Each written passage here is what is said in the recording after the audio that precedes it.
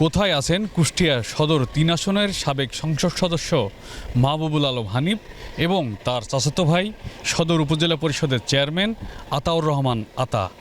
জনমনে এমন প্রশ্নই উঠেছে, তারা এখন অবস্থান করছে কোথায়? সিলন ফ্যামিলি ব্লেন্ডের কড়ালিকার আর সতেজ স্বাদের পারফেক্ট ব্লেন্ডে স্বপ্নেরা মেলুক টানা। তারা কি দেশে আছে, নাকি ভারতে আছে, নাকি অন্য কোনো দেশে রয়েছে, অথবা সংরক্ষিত কোনো জায়গায় রয়েছেন? এমন প্রশ্নই ঘুরপাক খাচ্ছে পুরো কুষ্টিয়া জেলাবাসীর কাছে। ক্ষমতার চূড়াই থেকে কায়েম করেছিলেন একনায়কতন্ত্র এবং খোদ দলের মধ্যেও বিভাজন সৃষ্টি হয়েছিল তাদের দুই ভাইয়ের ক্ষমতার কারণে। সাধারণ জনগণ থেকে জেলা আওয়ামী লীগের নেতাকর্মীরা সবাই ছিল তাদের দুই ভাইয়ের হাতে বন্দী। তারা যা বলতেন সেটিই হতো, তাদের কথাই শেষ কথা ছিল এই কুষ্টিয়াতে।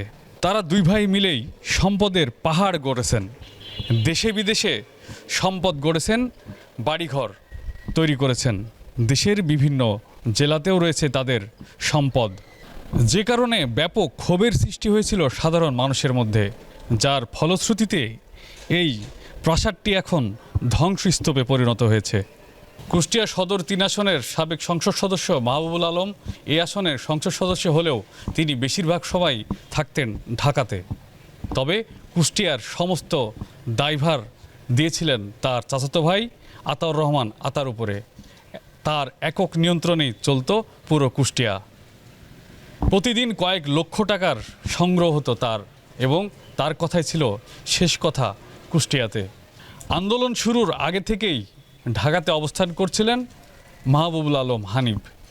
তবে এর মাঝে আতাউর রহমান আতা এই বাড়িতে আসলেও ভাব বুঝে সুযোগ বুঝে তিনিও সটকে পড়েন কুষ্টিয়া থেকে।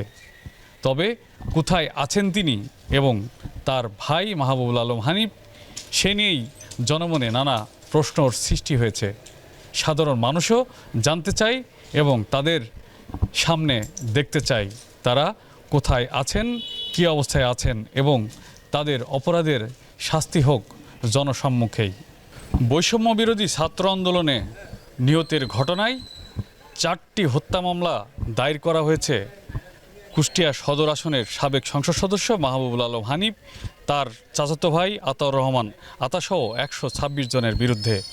তাদের এসব অপকর্ম, দুর্নীতি এবং এই লুটপাটের চিত্র জানতে চায় কুষ্টিয়াবাসী।